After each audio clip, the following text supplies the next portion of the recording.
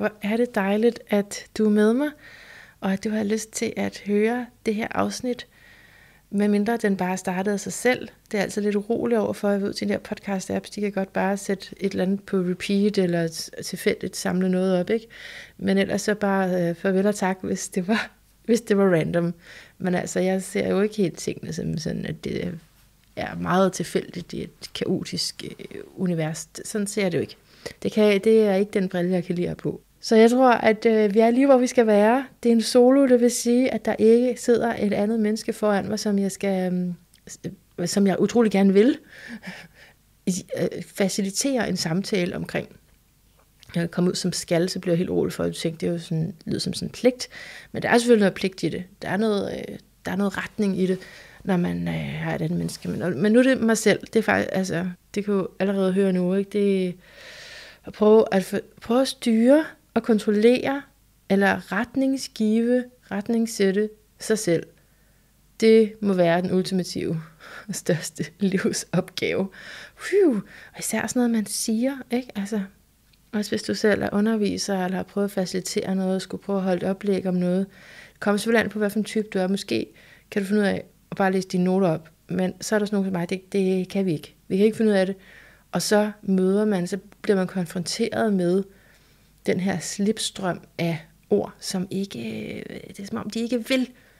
De vil ikke kontrolleres. Og derfor er det nogle gange lettere på skrift, for så kan man sætte sig ned, og så kan man slette det igen og igen og igen, og tvinge en vis sammenhæng sammen. Nå. Velkommen til, som sagt, til alle os, der er her, og alle dem, der er inde i mig, alle dem, der er inde i dig. Jeg kunne nemlig godt tænke mig lige at starte med at give IFS en kommentar med på vejen. Og så vil jeg glide over i, forudsiger jeg ud fra mine noter, vil jeg glide over i emnet for i dag, som er den sårede healer-arketypen. Ja, og det er et utroligt vigtigt symbol. Lige nu, du har måske hørt, at i den her tid er Kiron i konjunktion med den nordlige måneknude. Det kommer ind på, hvad det betyder. Blandt andet derfor, altså det er i hvert fald også et symbol på, hvor vigtigt det her er nu. Så vi potentielt kan leve os ind i, hvad der foregår bag det, vi kan se, bag det øjensynlige. Det er det eneste, der optager mig. Også i en grad, så det bliver den smule vanvittigt, men sådan er det. Nej, først IFS, fordi jeg vil ikke bare være en podcast, der anbefaler, lad os sige, en specifik terapeut, og heller ikke en specifik metode. Jeg finder mening i at være en podcaster, der løfter vigtige strømninger. Og IFS, altså jeg har ikke noget anliggende i det på den måde. Jeg kommer nok aldrig til at praktisere det efter bogen. Det ligger ikke i kortene for mig. Det gør det ikke. Men det er en af de ting, der trækker så meget andet med sig, end bare metoden. Ligesom at få internet, ikke? Det kan godt være, at du ikke skal være programmør, men du kan godt bruge internettet. Og det er på samme måde, jeg tænker på alt det, vi har lært igennem sådan noget som IFS. For mig er det lige det, der har åbnet nogle erkendelser, men det kan være, at du har fået den samme viden igennem noget andet, det skal jeg ikke kunne sige. Men det er den her forståelse af, at vi er multiplicible, at vi har mange dele indeni, og at vi altså kan tale ud fra de her forskellige dele. Selvarbejdet kan foregå imellem delene. Det er revolutionerende, og det er så brugbart, når det bliver gjort på en måde, hvor at vi ikke bliver bange for, at vi er syge oven i hovedet. Ikke? Det er sådan, skønt mig lige at komme ind i helhed, og det her ensrettede narrativ igen. Nej, måske må vi gerne være flere. Og personligt min sådan indflyvning hen imod at blive terapeut, har handlet om at fokusere meget på en metode. Og det gør jeg for så vidt stadigvæk, men der er sket noget, nok måske særligt i det her år, måske slutningen sidste år, i forhold til det også, hvor jeg har åbnet mere op, og altså for sådan noget som IFS, eller faktisk lige præcis for det, som jeg synes, IFS bringer med sig. Ikke? Fordi jeg taler netop ikke om, okay, nu kommer det allerede. Nu kommer der noget fordybet af mig. Er du klar? Ja, det er fordi, det ikke har været sådan her inde i mig for barnsben. At jeg nu meget stærkt mærker et behov for at sige højt, at vi gerne må tage forståelser, erkendelser, sandheder, vi resonerer med fra forskellige traditioner og retninger og årstider, hvad end der nu er, og løbe med det, hvis vi kan bruge det, hvis vi synes, det er givende. Ikke? Altså, det er jo netop ikke, hvis du kender lidt til mig, så kommer jeg fra så meget religiøs baggrund. Ikke? Så det er jo netop, det er sådan et modtræk til det, at man ikke kan blande, og at det hele skal forstås på en måde. Der er jeg nu meget omvendt. Men det er ikke uden konsekvenser for mig, for min egen psyke. Altså, for eksempel da jeg startede med at tale højt om astrologi, jeg var rædselsslagen. For lige præcis at få at vide af nogen, ved du hvad, det er forkert. Og så skulle jeg måske til at forklare, jamen det er fordi, det er lige præcis den her slags astrologi, jeg dyrker, og det jeg mener med det, det er sådan og sådan. Jeg var i alarmberedskab indeni i forhold til det, og det foregik så meget på et indre plan. Altså, jeg kan faktisk ikke rigtig mindes, at der er nogen, der har gjort det i det ydre. Det er lidt sjovt, når jeg lige tænker over det nu. At der er faktisk nogen, der har sagt det der, men jeg har følt det mange gange. Jeg har projiceret det over på folk, der ikke sagde det. Så jeg tænkte, det var det, de sagde. Fordi der sidder den der frygt i mig for, altså i forhold til min opvæksthistorie, ikke også? Og jeg er sikker på, at hvis jeg gik tilbage og spurgte folk, jeg har interviewet i den her podcast, om det var i orden, at jeg lige tog små bidder og implementerede i det, jeg gør, i det, der er mit healingsarbejde, og med det, og det kommer vi ind på den her, altså mener jeg både mit egen healing, og jeg mener også den healing, som jeg hjælper andre med at finde. Om det så i orden, jeg lige plukkede lidt for deres. Der vil sikkert være nogen, der sagde, ja, fedt, gør det, men der vil altså også være mange, der vil sige, det kan man ikke med det her, fordi lige det her, jeg dyrker, lige det her felt, der skal man faktisk studere i 35.928 år, før at man kan begynde bare at tænke en lille smule selvstændigt selv inden for det. Det er sådan, det er så indskrænkende en måde at tænke på, i forhold til det i hvert fald, at jeg gør. Det er jo også lidt dømmende af mig her, at sidde og sige det indskrænkende, fordi jeg værdsætter også traditionen, jeg værdsætter alt det arbejde, der er gået forud, de mange skuldre, som er blevet stablet, altså fødder og du ser det for dig, ikke? Mennesker, der er stablet oven på hinanden, altså for at give liv til det, vi forstår i dag. Så jeg værdsætter det meget, så det er ikke for at irritere nogen.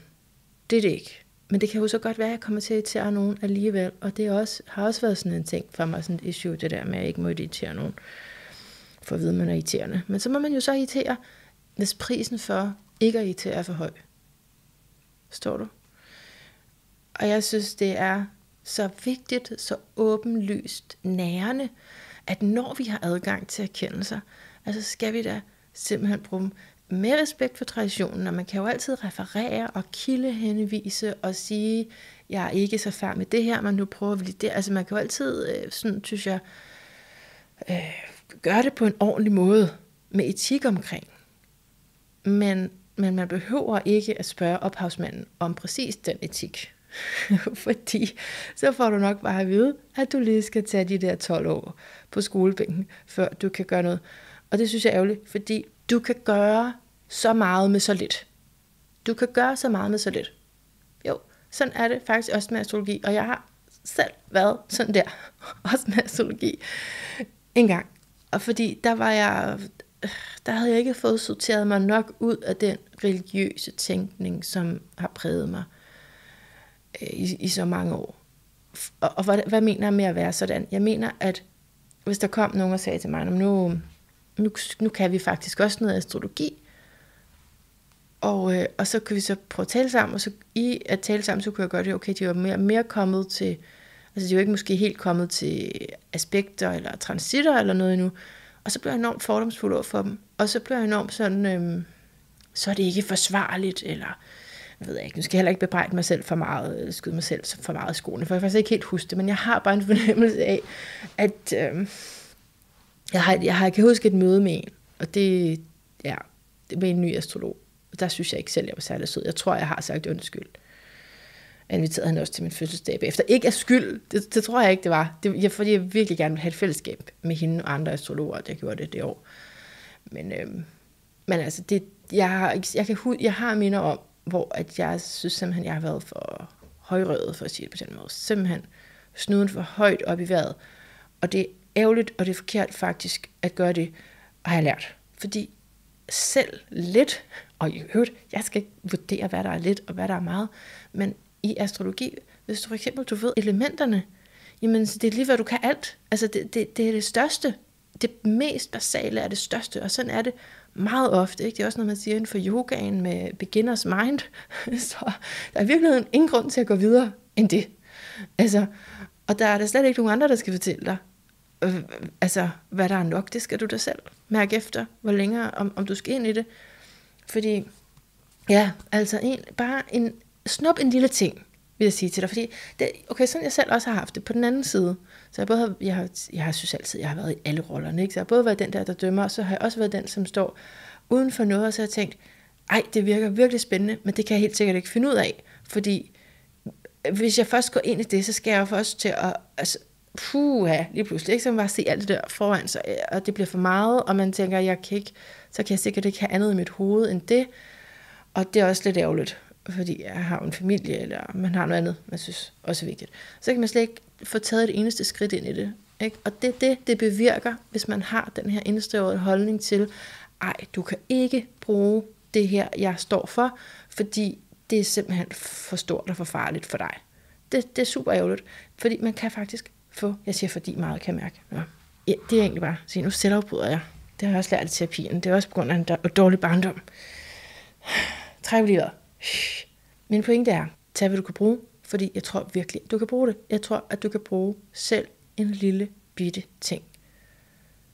Altså, du behøver ikke at kunne alle meridianbanerne, for at du lige ved noget om nyrerne i forhold til kinesisk medicin. Det må du gerne vide. Det må du gerne vide, og du må gerne bruge det. Og det er jo ikke fordi, du så slår op på din dør, at nu er du bare ekspert i kinesisk eller traditionel kinesisk medicin. Det gør du jo ikke. Altså, og det kan godt være, at jeg taler kun til mig selv her, men jeg har lidt en opfattelse af, at der er andre, der står med det samme, hvor at man kan blive bange for, at det kan jeg nok ikke gøre, fordi det er nogle andres område, ligesom, eller det kræver en meget lang uddannelse. Altså, med den tankegang, ikke? Med den tankegang, jeg lige siger der, det er den måde, vi har fået læger på, som er blevet guruer for os alle sammen. Mens at vi jo egentlig også bare kunne trække vejret ned i maven og mærke efter. Og det har vi ikke lært. Men vi har lært, at det kræver en meget lang uddannelse og respekt og sådan noget at blive læge. Nå, jeg har nogle noter, som jeg lige tror, vi skal skynde os og vende tilbage til. Shoot. Okay. Hvad har jeg skrevet her?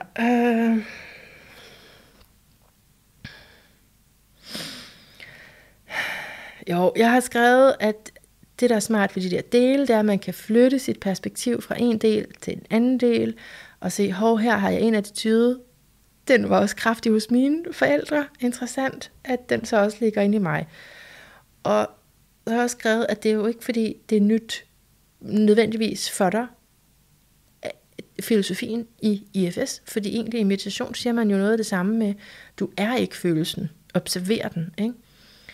Så det er lidt samme tanke. Jeg siger ikke, det er nyt på den måde, men jeg siger, at det er revolutionerende. Jeg ser det som en del af Pluto i vandbæren, fordi at det kan gå ind og blive taget seriøst, eller det bliver i stigende grad taget seriøst.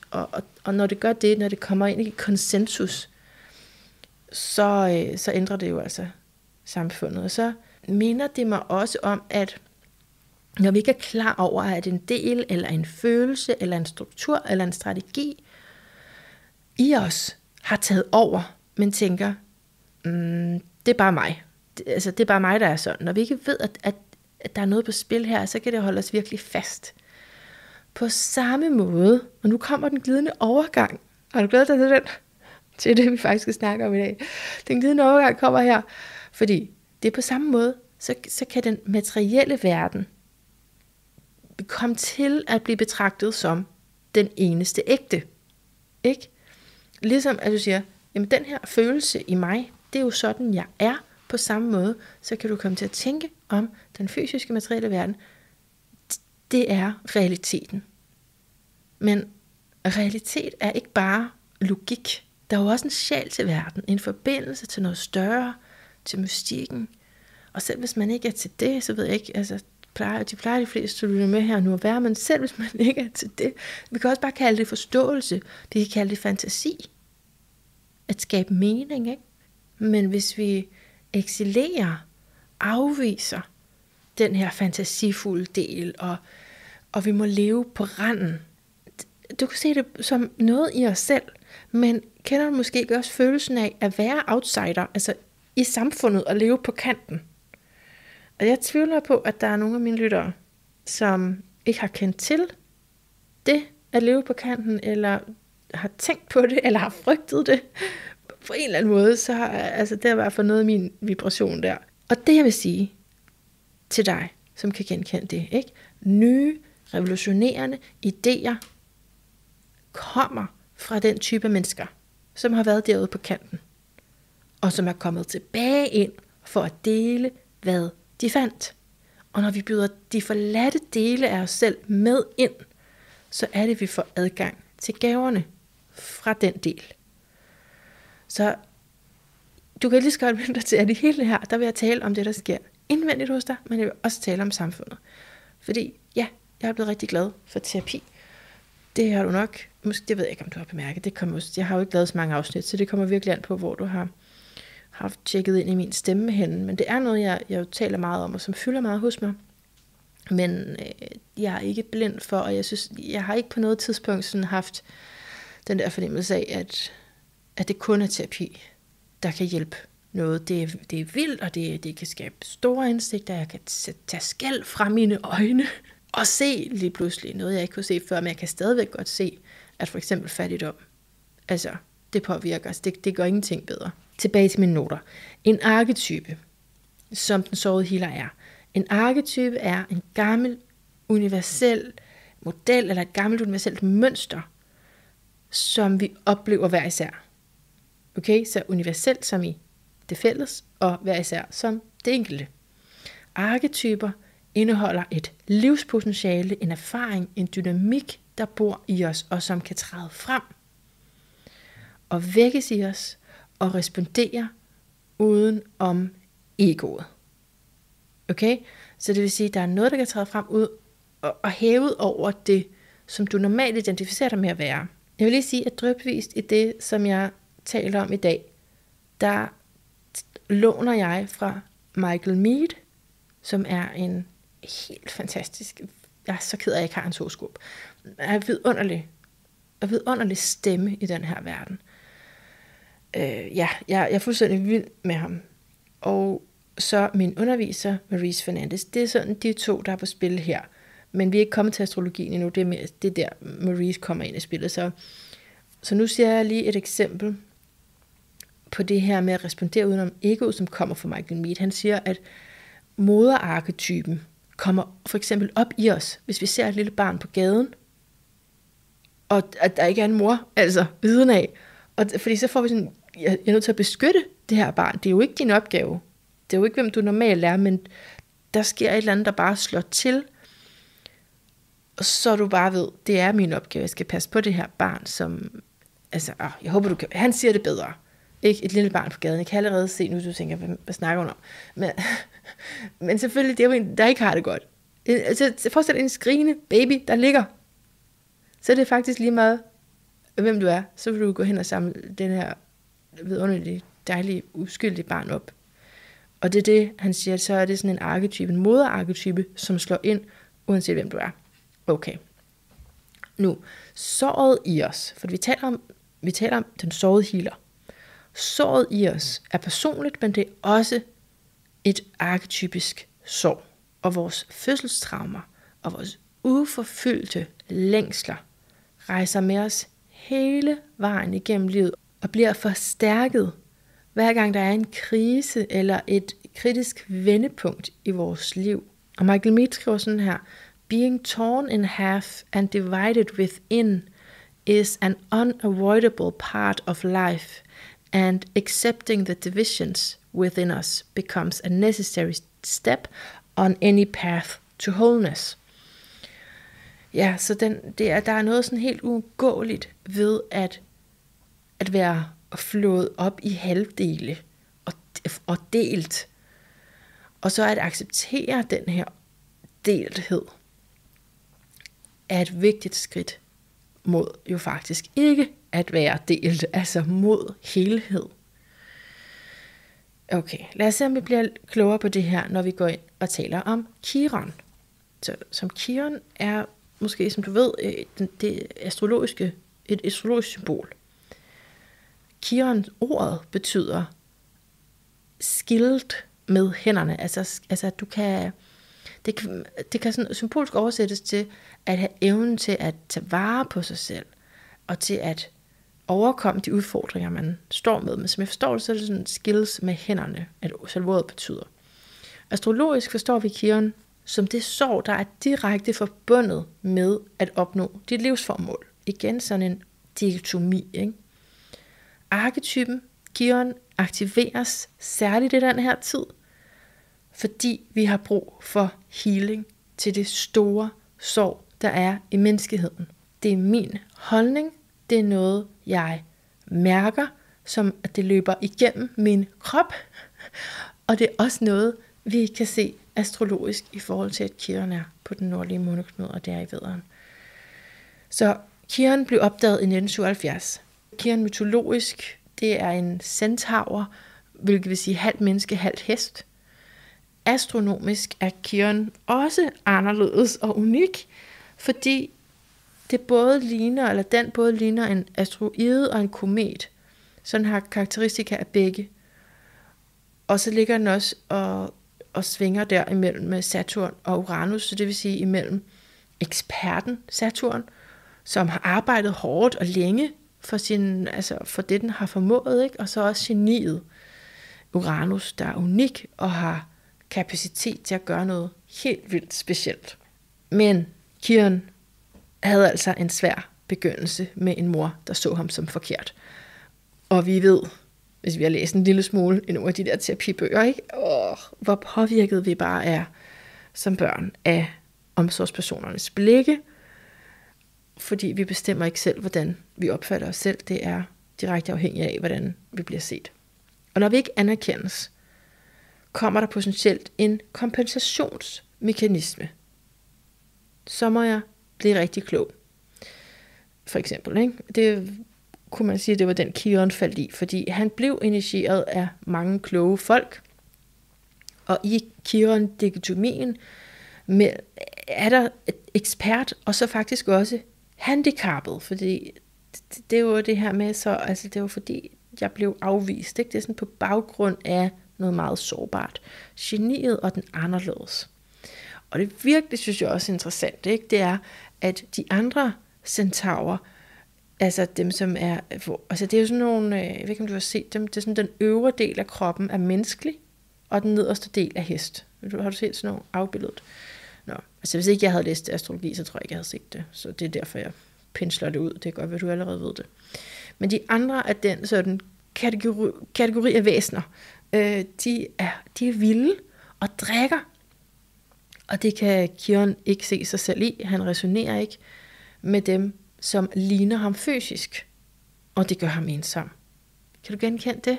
Altså det synes jeg er meget fint. Ensom fører til adskillelse.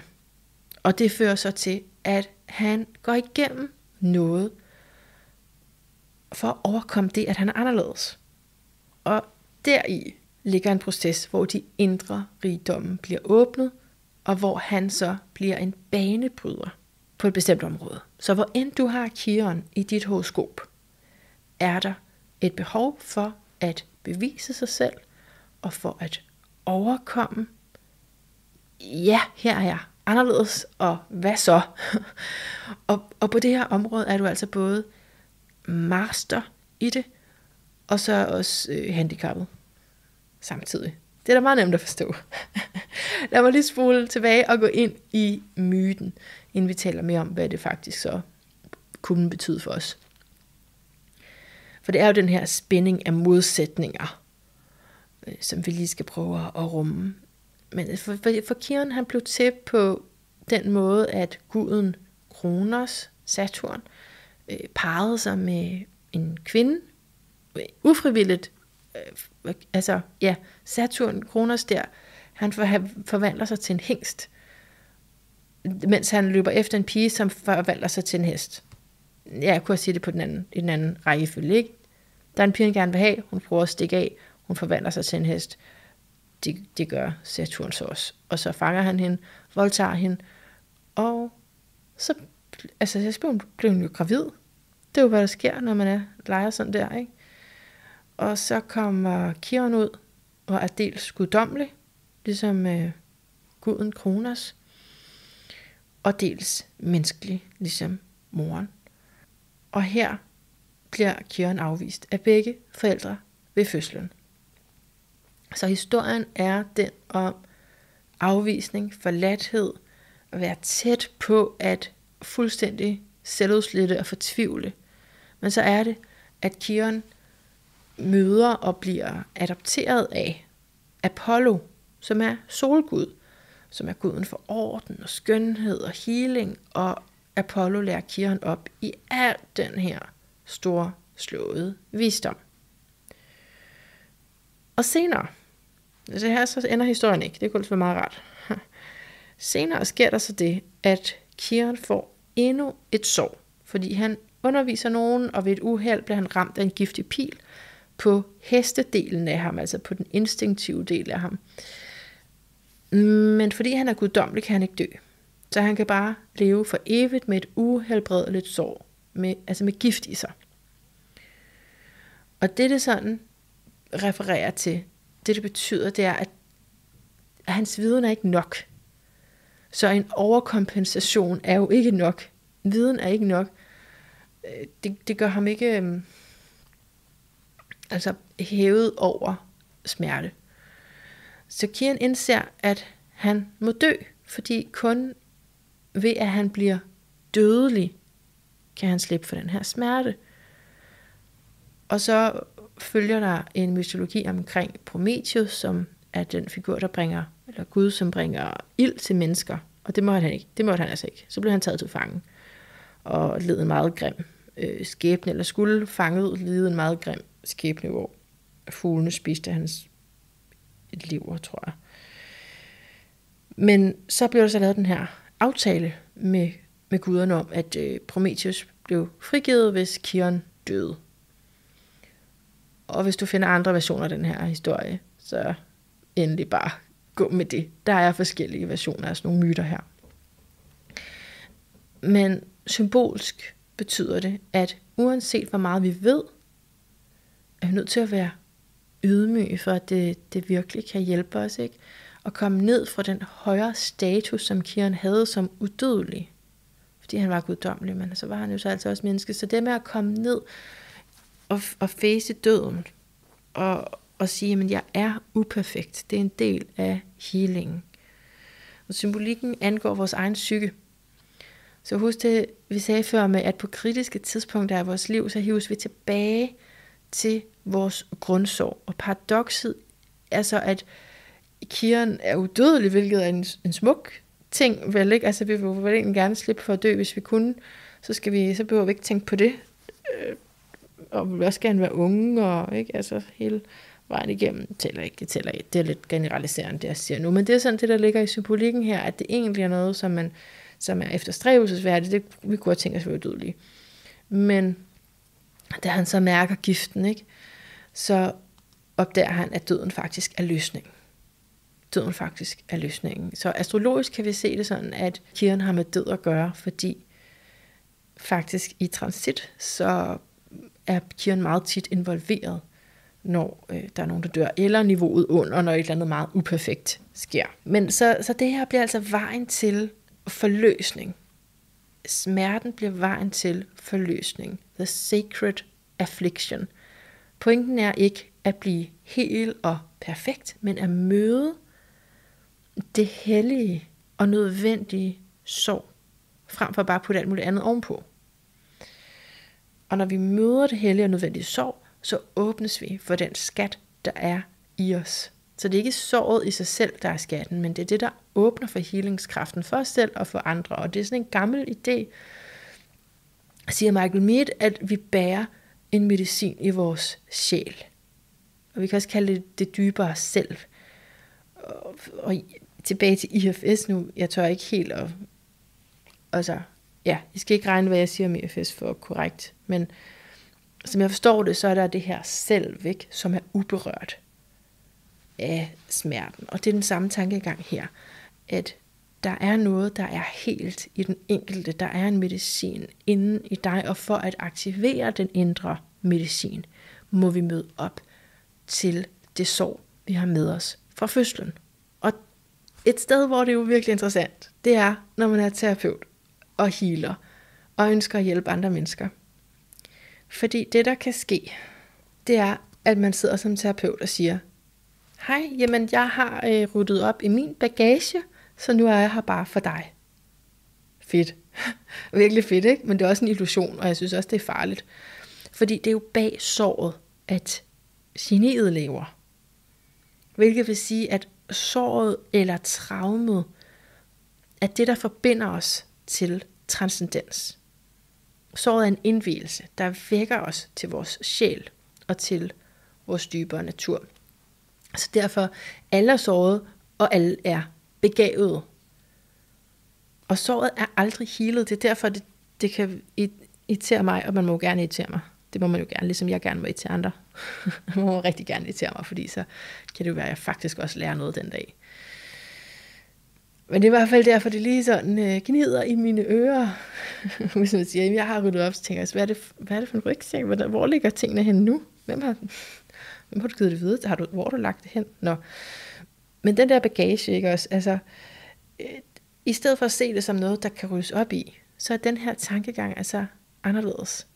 Og jeg håber, du kan høre en forskel fra den holdning, der hedder, at man som terapeut også går i terapi, måske resten af sit liv, og også får supervision. Der er en nuanceforskel i det, der bliver præsenteret igennem den sårede healer. Fordi den sårede healer-arketypen siger, at såret aldrig bliver healet, men bliver til en livmor. Så du kan blive genfødt og forløst for det originale sorg, og indgå i en indvielsesproces, så såret ikke bare er en skade, men noget, der kontinuerligt kan transformere os. Og det kan vi jo ikke gøre som børn, men som voksen ligger der en udviklingsvej i det. Og hvis man ser på verden fladt, endimensionelt, indsnævret, så er vi fanget i konvention, og vi er fanget i følelsen af at være magtesløse, og jeg kan ikke gøre noget ved verden, den er så elendig, alle de andre laver krig, og så er det sådan, jamen, den her sårede healer siger faktisk, det har også med dig og mig at gøre. Vi er nødt til at erkende, at vi har bidraget til den splittelse, uden at det var intentionen. Men for at komme derhen, hvor vi ønsker, må vi slippe grebet lidt, acceptere sårigheden, løsne lidt for den her sten, der er foran hjertet, foran blokeringen, som altså jo egentlig er der for at beskytte vores sårbarhed, ikke? Og når du kan løsne den sten, så bliver healing muligt. Men underviser Maurice, han siger, how can it be so good when it feels so bad? Om den her arketype. Det var underligt, hvis han bare gik og sagde det, ikke? Men det er om Kiron. Ja, nemlig, ikke? Fordi der er nogle symptomer, men hvad er det så, de peger på inde i os? Tænk, hvis at det var sådan her. Det er bare et perspektiv, du kan forestille dig. Forestil dig, at der i dig er indkodet en mulighed for indre alkymi, hvor det negative kan transformeres, hvor den forviste del af dig accepteres, og må være med, og bliver rummet og elsket. Og forestil dig så, hvilken forskel det vil gøre for dig. Så når jeg siger, at vi alle sammen har bidraget til splittelsen, der er i verden, så er det jo ikke, altså, jeg kan rigtig godt lide at forestille mig forskellige dele af mig, fordi jeg kan ikke lide, når der for eksempel bliver sagt, det er dig selv, der skaber alt det her, eller du går i din egen vej, eller sådan noget. Det kunne jeg rigtig godt lide, dengang jeg bebrejdede mig selv alting, dengang jeg levede i skyld. Så elskede jeg, når folk talte om det der med, ja, det er mig selv, der gør det. Fordi det bekræftede mig i, hvor forfærdeligt et menneske jeg var. Ikke? Men jeg kan ikke lide det længere. Det kan jeg altså ikke. Det jeg rigtig godt kan lide, det er at se, prøv lige vent, der er en del her af mig, som har grebet ind i min psyke, og som forsøger krampagtigt at hjælpe, men det er bare en lille smule misforstået. Så kan jeg meget bedre lide at tale om det. Og jeg tænker også på det sådan her. Hvis vi går til det ydre billede, ikke?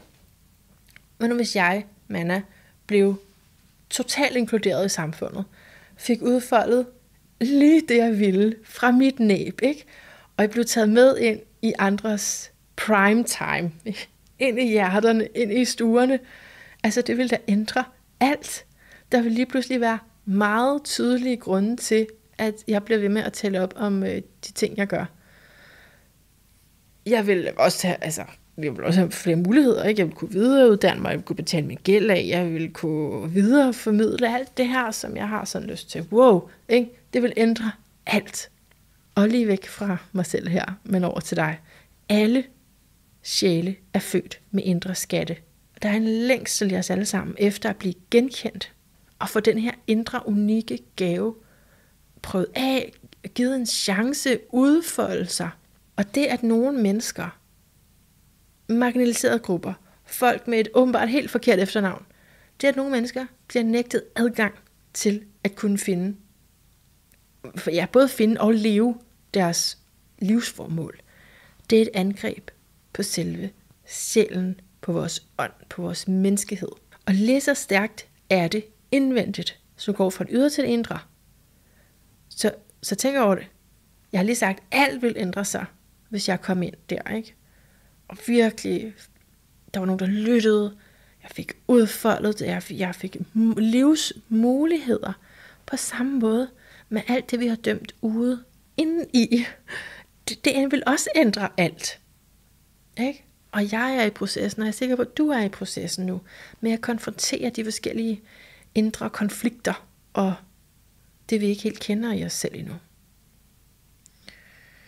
Og se det, høre det, rumme det, tage det ind i prime time, give det muligheder. Ikke? Problemet med verden, for det jeg synes, der er problemer med verden. Problemet med verden, det er, at det er så normalt at afvise sig selv. Det er så normalt ikke at være fuldt i live. Og det er også normalt at føle sig udenfor i en eller anden grad, om det så er ved ens egen familie, eller om det er på arbejdspladsen, eller hvad. At det er jo ikke engang noget, der bliver betragtet som et issue, fordi det er så normalt. Og nu kommer jeg altså lige ud i et eksempel her, til mine meget fortrolige lyttere. Ikke? Fordi I ved jo, at jeg kæmper lidt med det arbejdsliv der. Og det, jeg tit møder, når jeg forklarer, og jeg kan allerede mærke det, på måde jeg siger forklare på, der er en træthed i det, ikke også? Altså, der er også den der følelse af at skulle forklare sig. Men nogle har jeg jo altså lyst til at faktisk at forklare mig til. Men de kan ikke altid bære det, fordi det, som jeg møder, når jeg beskriver for eksempel, hvad for en miljø, der kunne overvælde mig. Og det værste er, når folk ikke forstår, hvor hårdt det er at arbejde i en vuggestue for en som mig, så bliver jeg simpelthen så ked af det. Men som det folk siger, hvis de ikke helt lige fanger det, så er det, jamen det er da også rigtigt, at sådan er det jo, men altså, siger de så. De siger ikke, what? Som jeg gerne vil have. What? Er det sådan derude? Så siger de ikke, jamen det er jo så sådan der derude på et arbejdsmarked. Det er jo sådan der. Så jeg får et indtryk af, at mange andre kan lukke ned for det, og at jeg ikke kan. Og jeg får et indtryk af, at andre også kan mærke den fysiske frustration, og den hårdhed, der er omkring at gå på et arbejde på den måde, den længe om hjertet, får jeg lyst til at sige. Som er nødt til at være der, som var nødt til at være der for mig, for at kunne stå op hver eneste dag og begå mig i det miljø, så følte jeg, at jeg var nødt til at linke hjertet. Det var i hvert fald hårdt at slippe det hjerte løs i det miljø. Men det er som om andre godt kan leve med, at det er sådan, på en anden måde, end jeg oplever, jeg kan. Og der er det bare, jeg siger, for ikke konstant at være ved at falde fra hinanden, for ikke at normalisere at være på randen, ikke? Altså normalisere, ja, men det er sådan, at det jo, man står op, når der er mørkt, og man kommer hjem, når det er mørkt, og man falder om, og så næste dag, så er det bare forfra, ikke? Og man har ikke noget liv ud over det. Det er bare normalt. For ikke at normalisere det, så er vi nødt til at komme i kontakt med ikke kun såret, men også vores unikhed, gaverne, genizonen, fordi der er noget, det, hvor jeg lige kan tænke, at man så kun i sit sorg, hvis man tænker, det, altså, at man er nødt til at leve til begrænset liv. Så det at være i kontakt med alt det, der ligger bag såret også, altså, ja, alt det du kan, fordi det er lige præcis dig, der kan det. Også når du ikke kan få forløsning for det, ikke også? Det er jo det, jeg genkender meget, at struggle med det. Jeg er sikker på, at der er mange andre artister derude, der også kender til, men længslen, må du forstå, selve længslen efter at få lov til at udfolde din kreativitet, ikke? Det er jo også et bevis på, at der findes et fuldere liv, der er noget i det, der ved, at det ikke skal være splittet, som det er lige nu. Og vi er i en tid med Pluto i vandbæren, der er i overgang til den her lange 20-års periode. Jamen, så er livsformålet, psyken for den enkelte, tæt forbundet med det, der sker globalt. Og Michael Mead, han taler om en genvævning af verden i den her tid. Og ideen med en genvævning af verden, det er, at alle bringer deres gaver ind. Altså det, der har været lukket ude, lukket ned. Altså også ude af bevidstheden. Gennem de talenter, ressourcer, indsigter, mildhed, femininitet, der kan vi genfinde vores menneskelige samhørighed. Og det jeg tænker på, det er vandbærsymbolikken. Ikke? Du ved, vandbæren står over for løven. Tænk, hvis vi kunne komme ind i en tid, hvor det ikke længere er vores fantasi at blive kendte og enestående, fordi vi blev svigtet som børn, ikke? Og vi sådan har en fantasi om, at hvis jeg får det her, det kunne også være ridderen på den hvide hest. Det er en fantasi i negativ forstand den her gang, fordi det ikke er noget, der kan reelt blive opfyldt. Det skulle være opfyldt i barndommen, hvis det skulle have været rigtigt, ikke? Hvis nu, at det ikke længere var det, vi ville, at det store, fede, lækre liv ikke var at blive kendt, og på den måde særligt som kunstner, men at hvis vi kunne længes efter ligeværet, ikke? Med vandbæren, ligeværet, hvor det ikke per definition er populært, for eksempel som det er nu med et symmetrisk ansigt, eller hvis du er barn af en megastjerne, så er du på automatik også helt vildt cool. Altså, det er ikke fordi, det ikke må være populært. Altså, jeg elsker de der symmetriske ansigter og stjerner af børn, eller børnestjerner. Det er jo ikke det. Men hvis nu det originale, ikke, bliver set på med lige så stor respekt. Seriously. Hvis det originale, upolerede, blev set på med lige så stor respekt, at du hører til på lige fod med alle os andre, uanset din race, din tro, dit køn, dit kultur, din identitet. All of it. Jeg tror helt sikkert, at det vil give færre psykiatriske lidelser. Det vil give mindre misbrug og dårligdom, fordi det vil jo være en stor positiv social gruppepsykologi, gruppeterapi, der var i gang der. Ikke? Ja, måske psykologi, altså group mind, som ikke centrerede sig så meget om at stille dig op på det der kryds og syng, du er alene i verden, men hvad kan vi gøre sammen? Og der er lang vej at gå. Jeg ved ikke, med vandbæren, så går ting faktisk hurtigt, så jeg skal ikke sidde og sige, at det tager lang tid.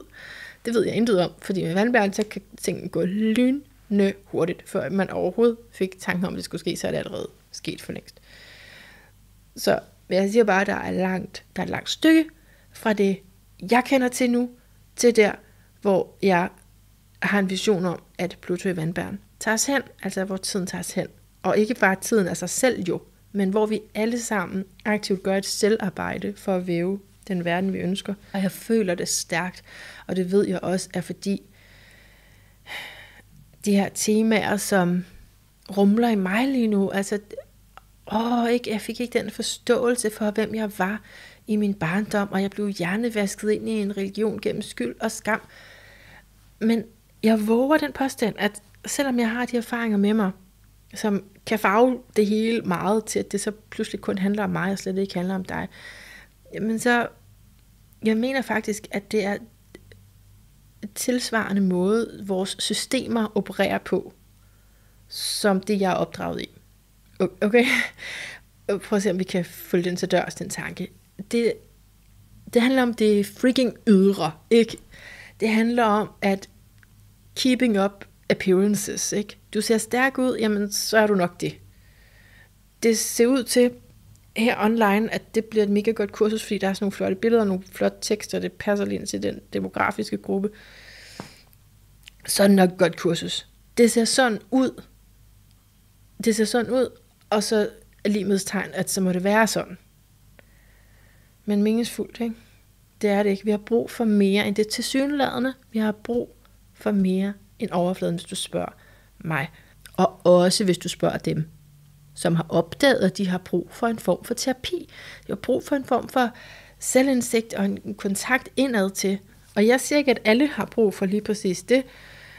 Jo, måske nok en kontakt indad til, men ikke terapi. Altså, og det kan også betyde mange ting i mange sammenhænge. Ikke? Men det jeg opponerer mod, hvis jeg lige skal opponere mod noget, så er det, at der er mange, der stadig har den opfattelse af, at det er nogle andre, der har brug for terapi. Fordi det kører bare så godt for dem selv, job og familie, og det er nogle andre, nogen, som går til psykolog, hedder det psykolog, eller psykiater, eller et eller andet. Ikke? Så de er slet ikke orienteret den retning for sig selv. Og den slags mennesker er jeg bange for. Altså, jeg er virkelig bange for at møde sådan nogen i en samtale til et selskab, så skal jeg sidde der. Den ultimative søvnpille for mig. Jeg kan ikke holde mig vågen til det. Jeg kan ikke eksistere i et selskab, hvor at folk ikke selv kan se, hvor ligegyldigt det er, det de sidder og taler om. Dem, der går i terapi til gengæld, ikke? Eller bare altså en eller anden form for selvarbejde. Dem, der går i terapi til gengæld, der synes jeg, at jeg kan have sindsoprivende spændende samtaler. Fordi vi ved, at ting ikke er, som de ser ud. Vi ved, at der er så mange lag af os, og vi ved også, at almindeligheder kan være nogle af de værste forbrydere. Almindeligheder kan være de her klamme lus, der har suget sig fast generation efter generation, og bare suger alt indhold ud af samtaler og hovedbund. Det interessante ved livet er, når en ny erkendelse bryder igennem den fasthed i os. Wow, en transcendent faktor. Og hvorfor er det er vigtigt nu? Med den bekymrende krig og krise, jo, indre forandring kommer før ydre forandring.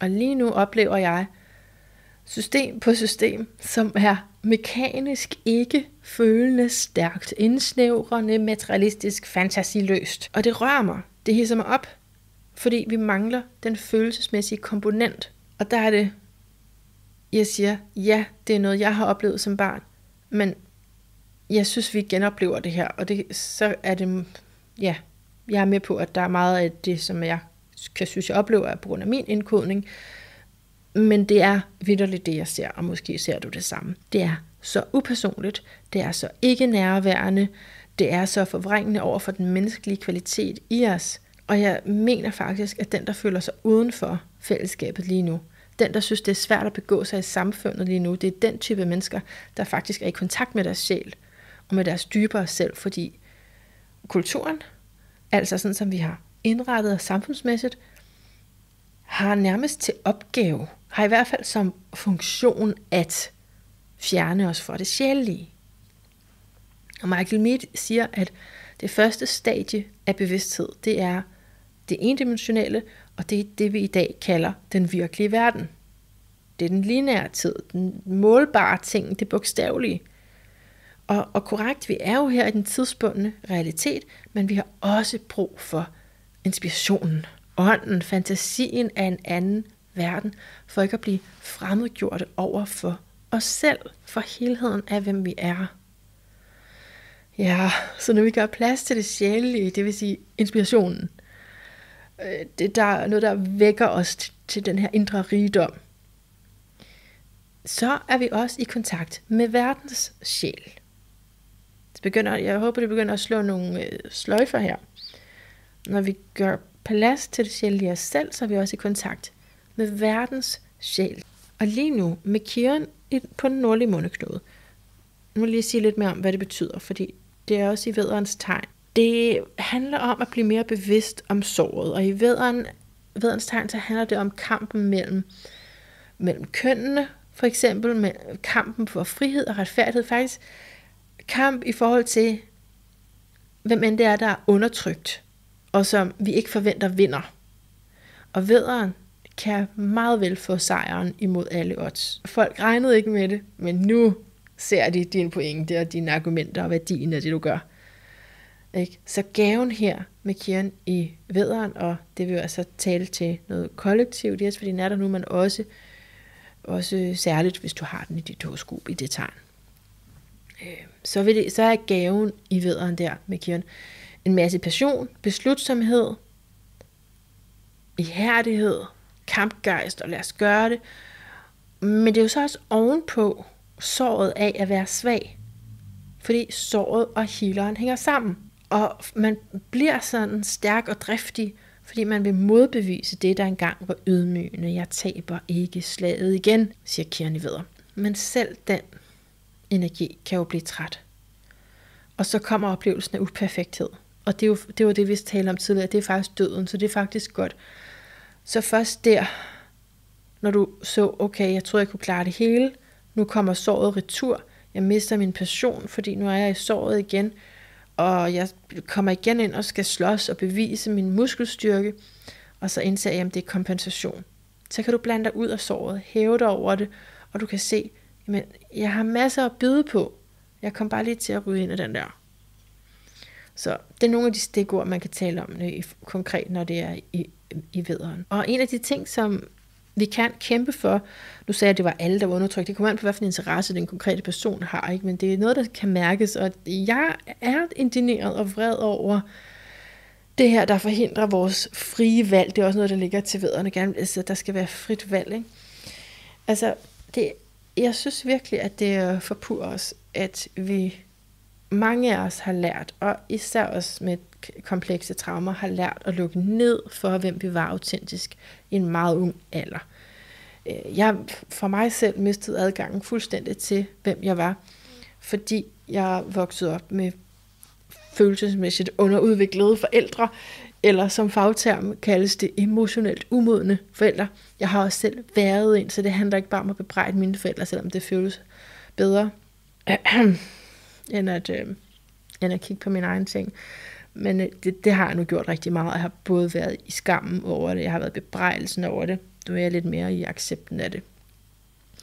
Fordi, hvad vil det sige at være emotionelt umoden forælder? Jo, det vil sige, at du har været forældre, mens du bar på en skam. Formentlig uden at vide det, fordi hvis du virkelig vidste det, så det ville jo være første skridt til at kunne gøre noget ved det.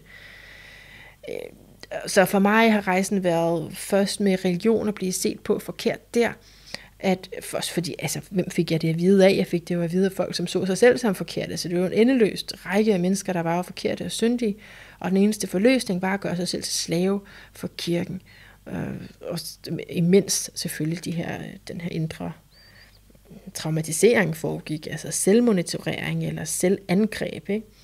Og det var en dynamik, der blev ved i rigtig mange år, det der. Men selv under det religiøse, på en mere, både det sprogløse, og også forældre, der er brudt sammen følelsesmæssigt, de kender igen foran mig, og ikke kunne noget som helst. Og som ikke kunne indrømme det bagefter, og ikke tog noget på sig. Det har ikke på nogen måde lært mig at tolerere mine egne følelser. Og jeg er et eksempel, men jeg er kun et. Så list selv op derude. For jeg bilder mig ikke ind at være profetisk, men samtidig så tager jeg faktisk det seriøst. Jeg oplever det, jeg erkender. Og det er bare ved at blive krystalklart, hvad de tidligere generationer ikke kunne give, fordi de ikke selv har fået det. Og at det er et bundløst hul, som Hollywood-filmene med den lykkelige romantiske slutning, de går ind i. Fordi det er såret i os, der kommer til at længes efter de her ting. Jeg er nødt til at holde en pause. Jeg kommer tilbage om et øjeblik. Okay, jeg er tilbage. Hvis du skulle være i tvivl. Det er mig. Og vi taler om såret i mig, såret i dig, såret i verden, fordi man ikke har tillagt følelser værdi, eller gjorde i hvert fald ikke i meget lang tid, og der er der kommet rigtig mange konsekvenser ud af, såsom uforløste traumer og totalt uvidenhed omkring, hvad gør man med det her med kontakt, at det overhovedet er en ting, at man kan være i kontakt med sig selv, så er det lettere at bare blive gift og tænke, så er man jo i kontakt med hinanden, og så går det jo nok. Jeg ved ikke, hvordan det hænger sammen, at vi er så et intelligent krop, sind, ånd, system, og så lærer vi alligevel, så mange af os, at udslette os selv som børn af forældre, der selv har lært at udslette deres selv, og det uanset om det var på grund af en meget dydig holdning, altså inden for noget religiøst måske, om at opoffre sig selv, eller på en anden måde, at det var sådan en narcissistisk nedarvet idé om at få børn for selv at føle sig noget værd, og for at passe ind i kulturen, og for at håbe på, at smerten ville tige lidt stille. Nu må det høre på børnene i stedet for. Nej, når vi ønsker healing, ikke, så må vi blive sårbare. Og det meste af vores programmering lige nu går på at være kontrolleret, frem for virkelig at leve som dem, vi er inde i. Og vi er dobbelte væsener. Vi har kredset om det indre og det ydre, og man kan også kalde det endelige versus det uendelige. Det synlige versus det indre syn. Og se, på grund af den opvækst, jeg har haft, så blev der jo talt meget om sjælen. Der blev talt meget om det, men at jeg er ikke blevet mødt. Jeg er ikke blevet mødt, og jeg er bestemt blevet formet sjæleløst. Hvad det egentlig, altså sjælen, det kan dække over mange ting, men som jeg lige umiddelbart vil referere til hvad jeg mener med sjælen, så er det jo psyken, eller livskraften, eller den feminine kvalitet, og de dybeste følelser, og i en fornemmelse af, at der er noget herinde i mig, der skal transformeres og kan transformeres. Men det er svært med sådan noget med religion og terminologi, fordi sjælen længes efter forening med kilden. Det er noget, man også typisk siger, ikke? Også source energy. Så hvis sjælen længes efter kilden, jamen, så kan det minde meget om en kristen længsel efter himlen, eller som en person, der længes efter sin soulmate. Men når jeg taler om det i den her kontekst, så handler det om at blive vækket til sin egentlige natur. Det er altså ikke over i noget andet. Og den egentlige natur kommer til udtryk igennem følelser. Og okay, lad mig sige en anden arketype her. System, det er stenbukken, ikke? Og system er det modsatte af følelser, fordi stenbukken står for krebs, og nu vel er der fra krebsene, så kan man godt tale om, at det er sådan ligesom barnet, der skal modnes over i stenbukken, men problemerne har hobet sig op i vores samfund, netop på grund af den indre opdeling, netop fordi de her modsætninger spænder op, frem for at operere sammen, frem for at forbinde os med hinanden, skaber de mere splittelse. Vi får et system, hvor man for at kalde sig voksen, skal kunne undertrykke sine følelser. Frem for et system med plads til følelser, eller et system med respekt for følelser. Stenbuk, krebs. Det er udelukkende mine overvejelser her, men der er noget med stenbukken og alenehed og krebsen og symbiose. Og hvorfor er det, vi kan føle os ensomme? Fordi følelserne er undertrykte i så kronisk en grad, at hvis nogen sagde det til os, så ville vi ryste på hovedet og sige, nej, det er normalt, det er stenbukken, det er alt det normale. Det er helt normalt. Og det er desværre normalt, med et dybt følelsesmæssigt omsorgsvigt for alt for mange af os. Så det er fordi, det ser jo sådan almindeligt ud på forsiden, han har sagt. De har tøj på, de har også måske spist noget i dag, børstet tænder nogle gange, super, så kører vi.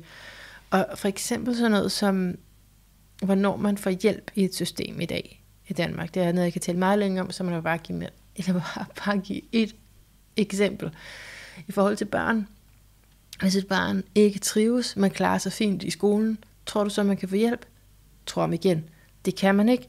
Hvis det er, at barnet ikke kommer i skole, så kaldes det skolevævring, og så er der massive indsatser, for det kan vi ikke risikere. Vi skal følge med, Vi skal følge med de andre lande, vi skal være konkurrencedygtige, og derudaf. Men hvis der er et barn, der mistrives og er god i skolen, så er det tilbage til forældrene. Det må I lige sørge for, det må I kaste nogle penge efter. Jeg siger det bare, det er et system, der ikke forstår følelser. Og når vi er i det, vi modtager budskaberne, det er ikke bare indrammet i det, men også jo hele tiden er influeret af det, så kommer vi til at gentage den følelsesmæssige afvisning af os selv. Men det er de her polariseringer i arketyperne, og tilbage til såret kan vi spørge, hvad sigter såret mod? Hvad er det for en medicin, der skal til her? Hvad prøver at blive født igennem det sorg, det er for eksempel at blive følelsesmæssigt omsorgsvigtet eller undertrykt? En af Michael Meads essentielle pointer er, at sorg og healing ikke er to forskellige sider, men en samlet dynamik. Og når vi vil finde ud af, hvad det er, der vil fødes igennem det sorg, ja, så skal såret, kernesåret først berøres.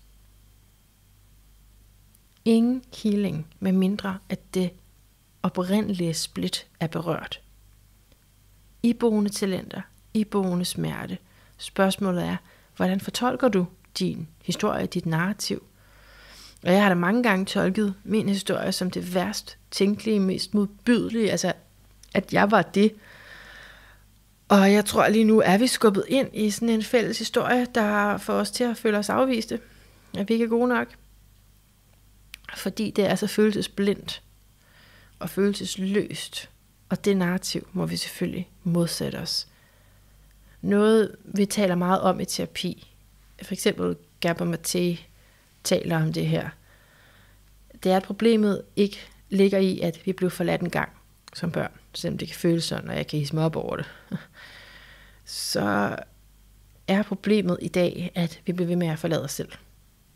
Altså at vi gentager det traume, der skete, der blev gjort imod os, det gør vi mod os selv.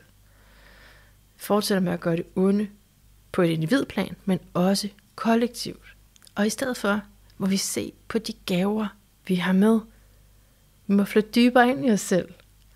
Og i symbolet her omkring Kirans nederste del af kroppen, instinktet, så er det også at lægge mærke til beskederne indeni. Jeg ved ikke, om du kan fornemme det på mig, men jeg er ved at runde af.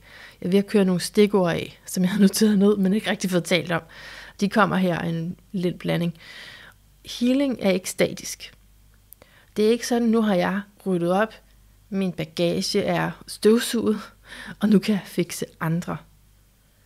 Jeg elsker det her. Elsker du det også? Er det bare mig? Jeg elsker det. For jeg har aldrig været komfortabel ved at sige, du er der, du er klienten, og så er jeg her. For så har jeg faktisk følt mig helt forkert, fordi jeg er ikke så god til at skjule alt muligt. Så jeg kan meget bedre lide den her idé. Nu prøver jeg lige at sige det igen. Kom til at afbryde det. Healing er ikke statisk. Smerten vil noget med os.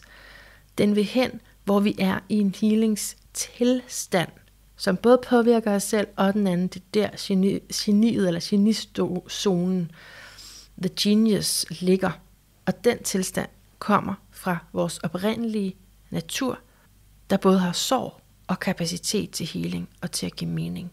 Så han siger, at Michael Mead, han siger, at den her arketype er nødt til at blive erfaret i hele sin dynamik, selvom der er den her tendens til at splitte arketypen op og sige, jeg er healeren, du er patienten. Det er en misforståelse, siger han, fordi det gør, at patienten eller klienten bliver hjælpeløs, og at terapeuten så bliver den her helt, som om man kan være det, og det er et falsk split, og det skaber mere splittelse i personen og i verden. Meningen med den her arketype er netop, at det både er såret, og det er også healingen, og at hele vores sorg, imens vi hjælper med at heale andre. That's it. Okay. Jeg synes, det er nok for nu, selvom jeg godt kunne gentage mig selv noget mere, men jeg tror, jeg har cirklet sådan rundt omkring det. Og der er mere. Der er mere fra samme skuffe her, fordi jeg er totalt i proces og går i rigtig meget terapi for tiden, og snakker med folk om det indre landskab, har eksempler, har cases, og dyrker det rigtig meget.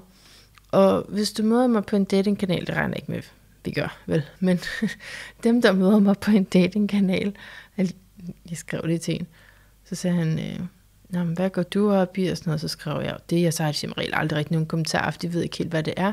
Så spurgte han mig om et eller andet, svarede, så tænkte jeg, nu spørger jeg også bare om et eller andet, så spurgte jeg, hvilket tilknytningsmønster har du? Og det er på den måde, at jeg sørger for at skræmme folk væk. Og i øvrigt, ikke?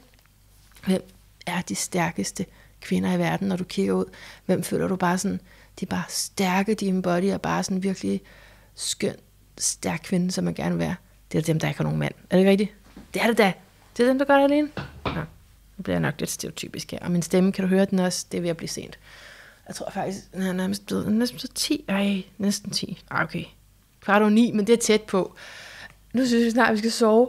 Og hvis du har brug for mere af mig, så lyder det så dejligt, fordi jeg kunne også tænke mig mere af dig.